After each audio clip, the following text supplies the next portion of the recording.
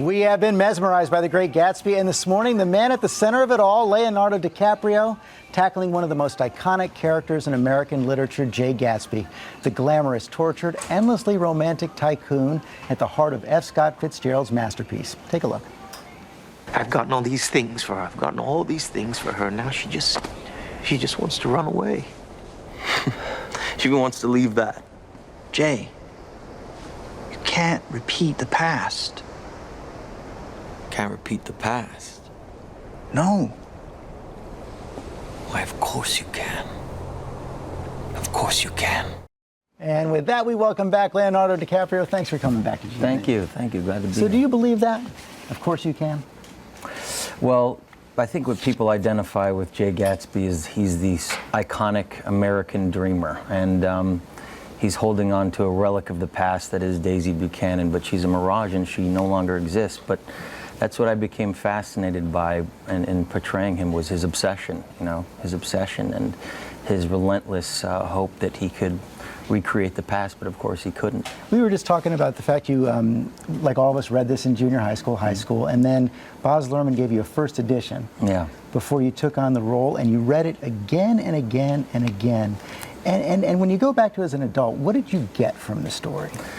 Well, I read it in junior high school, and it made sense to me, and it was, in my mind, a sort of traditional love story at the time period, and it was representative of the Roaring '20s, and I kind of tapped into Gatsby's obsession. But Baz handed me a first edition copy and said, I want to rediscover this novel, and I want to put it up on film, and I want you to reread it. And as an adult, that's what's so incredibly powerful about this novel. It takes on a different meaning. As you mature and as you age, you start to understand the symbolism. It's really an existential novel. It's really, one of those books that is not only, it's woven into the fabric of America. And here at the center, you have this man that creates himself according to his own imagination in the 1920s in a place like America where everything was possible. And Baz Luhrmann creates that world in such a spectacular way. Yes, he does. He really made the 1920s roar in this film. But with Baz, anytime you sit in a room with him, he's one of the most nostalgic, sort of exciting artists you could ever encounter. And it's almost impossible to say no to him because he transports you into another era and time. Were you reluctant?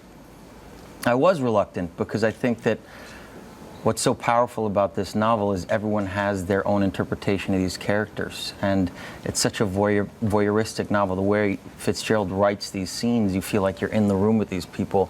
So I feel like everyone has their own intimate understanding and relationship with these characters. Especially in 3D as well. And does that change when you're acting? Do you adjust your performance knowing it's going to be in 3D? Oh no, never. But we really attempted this like a theater production. I mean, the last plaza sequence, which is 10 minutes long in the movie, which is the final climax of the novel. The fight. Yeah, the big fight at the end. We rehearsed that like a theater company for weeks and weeks, and endlessly tried to dissect Fitzgerald's words. And went into that room for 2 weeks and locked ourselves away. But the great thing about 3D that I think is so surprising in this film is that it gives you that ability to immerse yourself in the room. You understand the palpable tension between the characters. No question about that. You feel the heat of the room that Fitzgerald so describes. And it just adds another layer of what it's like to be the reader and feel like you're in the room with these people. That is absolutely true, and you can feel all that intensity. We only have about a minute left. Before you go, I want to ask you about this. The 11th hour, you're sponsoring an auction with Christie's. Yes. All to raise money for environment and wildlife preservation. Tell us about it. Well, I've been involved in environmental issues for 15 years now.